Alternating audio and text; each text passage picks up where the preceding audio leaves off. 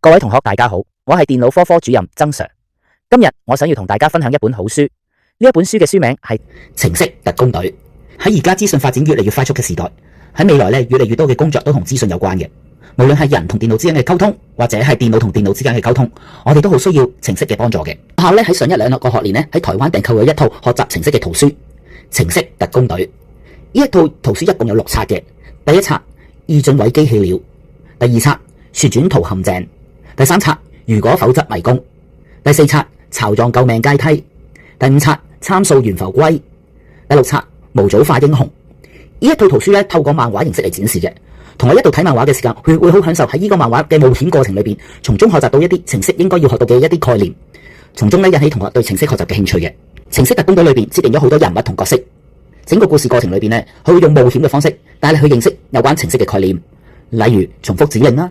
設定變數、隨機指令、如果否則條件句、建立參數等等。佢會用圖像化嘅方式嚟配搭程式嘅指令，等同學喺閱讀嘅過程裏邊好清楚知道自己學緊乜嘢嘅程式。例如喺第二冊故事裏邊，故事嘅角色需要清潔一個正方形嘅草坪，要點樣先能夠利用重複同變數嘅指令去完成呢個任務呢？書裏邊就有提到，假設先設定喺正方形草坪嘅中心開始清潔，先俾機械人往前行一步，而因為正方形嘅每一個角度都係90度嘅或者直角嘅，所以就等機械人旋轉90度，每轉一次就等邊長加1，咁接着重複40次之後就可以令到機械人從中心點向外清潔成個正方形嘅草坪嘅。程式特工隊呢套書唔單止淨係得程式嘅學習嘅，當中仲會有一啲涉及友情啊、親情啊，同埋呢啲角色裏邊嘅校園生活嘅故事。睇完成套6本書之後你哋就可以好輕鬆咁學習到11個程式邏輯嘅概念嘅。各位同學大家好，我係電腦科主任曾 Sir。今日我想要同大家分享一本好書，呢一本書嘅書名係《程式特工隊》。喺而家資訊發展越嚟越快速嘅時代，喺未來越嚟越多嘅工作都同資訊有關嘅。無論係人同電腦之間嘅溝通，或者係電腦同電腦之間嘅溝通，我哋都好需要程式嘅幫助嘅。學校喺上一兩個學年喺台灣訂購咗一套學習程式嘅圖書《程式特工隊》。呢一套圖書一共有6冊嘅。第一冊易進位機器了，第二冊旋轉圖陷阱，第三冊如果否則迷宮，第四冊巢狀救命階梯，第五冊參數懸浮龜，第六冊模組化英雄。呢一套圖書透過漫畫形式嚟展示嘅。同我一度睇漫畫嘅時間，佢會好享受喺呢個漫畫嘅冒險過程裏邊，從中學習到一啲程式應該要學到嘅一啲概念，從中引起同學對程式學習嘅興趣嘅。程式特工隊裏邊設定咗好多人物同角色，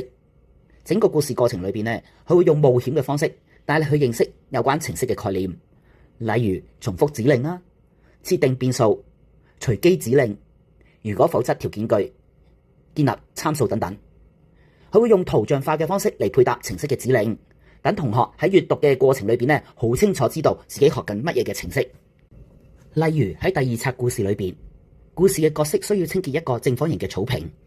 要點樣先能夠利用重複同變數嘅指令去完成呢個任務呢？書裏邊就有提到，假設先設定喺正方形草坪嘅中心開始清潔，先俾機械人往前行一步，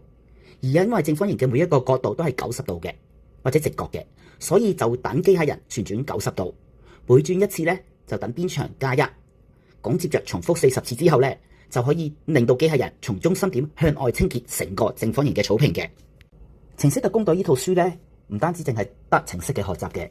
當中仲會有一啲涉及友情啊、親情啊，同埋呢啲角色裏邊嘅校園生活嘅故事。睇完成套